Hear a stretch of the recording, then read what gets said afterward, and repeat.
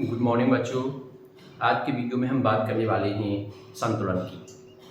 पिछला जो टॉपिक हमने पढ़ा था किसी विद्युत ध्रुव पर यूनिफॉर्म इलेक्ट्रिक फील्ड में बल लागू, तो उसके लास्ट में 2 पॉइंट आए थे, एक स्थायी संतुलन और एक अस्थायी संतुलन। तो आज इस चीज को क्लियर करते हैं। संतुलन, देखिए संतुलन 2 तरह से लिया जाता है। सबसे पहली बात, अगर मोशन हो रहा है लीनियर, तो लीनियर मोशन के लिए यानी रेखीय गति की बात अगर आप कर रहे हैं, रेखीय गति की अगर आप बात कर रहे हैं, तो संतुलन के लिए नेट फोर्स या फिर सिग्मा एफ इक्वल टू 0 होना चाहिए। अगर उस बॉडी पर टोटल फोर्स 0 होगा तो हम कह सकते हैं कि वस्तु रेखीय या स्थानांतरीय संतुलन में है।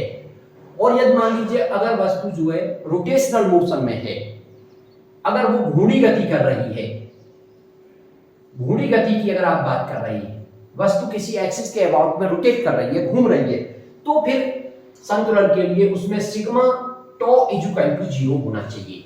यानी इस केस में नेट फोर्स 0 होना चाहिए और इस केस में नेट बल आघूर्ण 0 होना चाहिए। तो फिर हम कह सकते हैं कि वस्तु हमारी संतुलन में है। और अगर हम कंप्लीटली संतुलन की बात करते हैं, तो कंप्लीटली इक्विलिब्रियम की बात करते हैं, तो ये दोनों चीज उस पर 0 होनी चाहिए। फोर्स भी 0 होना चाहिए और टॉर्क भी 0 होना चाहिए। अब बात की जाती है, आपने पिछले वीडियो में देखा कि हमने एक यूनिफॉर्म इलेक्ट्रिक फील्ड में द्विध्रुव आघूर्ण को रखा था, तो उस पर फोर्स निकल के आया था 0 और टॉर्क निकल के आया था Pe sin थीटा। जब हम यहां पर थीटा की वैल्यू, पहली कंडीशन जब लगा रहे थे थीटा इक्वल टू 0 डिग्री, तो थीटा इक्वल टू जब आपने 0 डिग्री लिया तो उस समय टॉर्क की वैल्यू निकल के Pe sin 0 यानी 0, और फोर्स तो 0 है ही, टॉर्क भी 0 निकल के आ गया। इसका मतलब वस्तु जो है या फिर विद्युत ध्रुव जो है वो हमारा किस में हो गया? संतुलन में। आप चाहे तो विद्युत ध्रुव को शो कर सकते हो -q और ये +q, और ये थीटा एंगल पर इलेक्ट्रिक फील्ड E के साथ में रखा हुआ है। तो कुल मिलाकर के टॉर्क की वैल्यू 0 निकल करके आ गई। इसका मतलब ये संतुलन हो गया। इस प्रकार की संतुलन को आप यहां पर बोलते थे स्थायी संतुलन, स्टेबल इक्विलिब्रियम।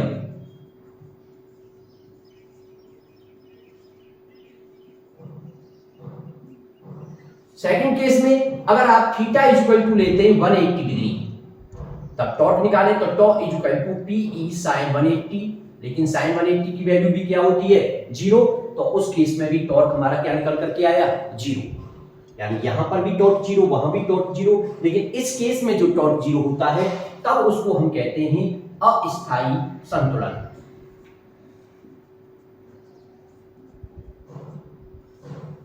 अब यहां सबसे बड़ा प्रश्न यह बनता है कि आप उसको स्थायी और इसको अस्थायी संतुलन क्यों कह रहे हैं? तो इसकी जो बेसिक कॉन्सेप्ट है फिर हमें उस पर आना चाहिए कि भाई किस संतुलन को हम स्थायी संतुलन कहेंगे और किस संतुलन को अस्थायी संतुलन कहेंगे। तो देखिए, अगर किसी बॉडी को उसकी संतुलन की स्थिति से थोड़ा सा डिस्प्लेस करें, थोड़ा सा हटाएं और फिर छोड़ दें, रिलीज कर दें, फिर लौट करके वस्तु अपनी पूर्व स्थिति में चली जाए, इसको कहते हैं स्थायी संतुलन। और अगर आपको लग रहा है कि अगर आपने थोड़ा सा डिस्प्लेस किया, लौट के वस्तु वहां नहीं गई बल्कि लौट करके किसी दूसरी पोजीशन में चली गई, तो उसको कहते हैं अस्थायी संतुलन।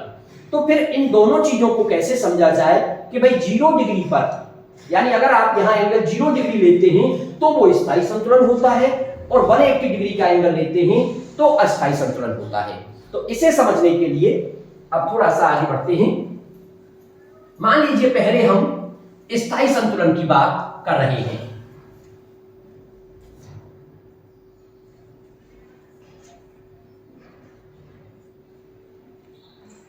स्टेबल इक्विलिब्रियम की बात हम कर रहे हैं, और ये आपने ले लिया इलेक्ट्रिक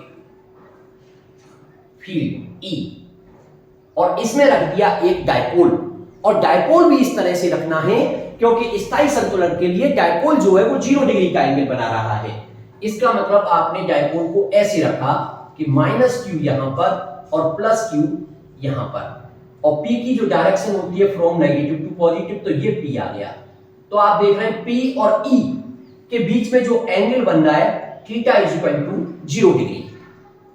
एंगल हमें 0 डिग्री दिख रहा है किसके बीच में, पी और ई के बीच में, और 0 डिग्री पर ही हम बोलते हैं कि 0 डिग्री एंगल के लिए स्थायी संतुलन होता है। तो अकॉर्डिंग टू डेफिनेशन हम इसको चेक करना चाहते हैं। अब डेफिनेशन क्या कह रही है कि आप इसकी पोजीशन से इसको थोड़ा सा डिस्प्लेस करो।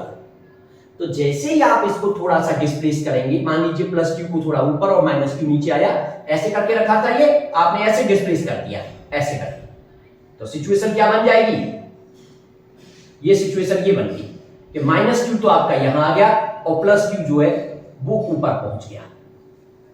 लेकिन आप क्या जानते हैं भाई, जब भी किसी इलेक्ट्रिक फील्ड में कोई चार्ज रखा होता है तो उस पर फोर्स लगता है। अगर चार्ज पॉजिटिव है तो the direction of force is in the direction of electric field. जो बल की दिशा होती है वो विद्युत क्षेत्र की दिशा में होती है, और अगर माइनस है तो विद्युत क्षेत्र के विपरीत दिशा में होती है। यानी इस पर जो बल लगेगा वो इधर लग रहा है F is equal to QE, और यहां जो बल लगेगा वो इस डायरेक्शन में लगेगा F is equal to QE। Force पहले भी लग रहे थे जब ये 0 डिग्री पर रखा था, लेकिन यहां पर फोर्स इधर लग रहा था QE और इधर ये वाला फोर्स लग रहा था। यानी ऐसे करके मान लीजिए ये डायपोल था, जो ब्लैक वाला जो है इसका वो उसके पॉजिटिव चार्ज को और ये नेगेटिव चार्ज को रिप्रेजेंट कर रहा है। फोर्स अब भी लग रहे थे, एक फोर्स इधर एक फोर्स इधर। अब आप ऐसे खींचो, ऐसे बॉडी रोटेट नहीं करेगी, बॉडी रोटेट नहीं कर रही है, तो देखिए इक्वल एंड अपोजिट फोर्स, और नेट फोर्स भी 0 हो गया। अब बॉडी ने रोटेट नहीं किया फोर्स लगने के बावजूद भी, तो टॉर्क भी 0 हो गया। इसका मतलब कहीं ना कहीं संतुलन तो है। अब उसको चेक करने के लिए कि संतुलन स्थायी है या अस्थायी, हमने उसकी पोजीशन से थोड़ा सा डिस्प्लेस कर दिया। यानी ये ऐसे रखा था, अब ऐसे कर दिया, सिचुएशन ऐसे आ गई। अब लेकिन जब आप इस पे इधर एक फोर्स लगाओगे और एक इधर फोर्स लग रहा है, ये दोनों फोर्स दिखाई दे रहे हैं आपको, तो ये थोड़ा सा टर्न होता चला जाएगा और लौट के वहीं आ जाएगा जहां पर पहले था। इसका मतलब आपने तो इसको डिस्प्लेस किया, लेकिन डिस्प्लेस करने के बावजूद भी अपने आप ये लौट करके फिर से वहीं आ जाएगा जहां पर ये था। इसका मतलब इस संतुलन को आप कहोगे स्थायी संतुलन। अब बात की जाए अस्थायी संतुलन की।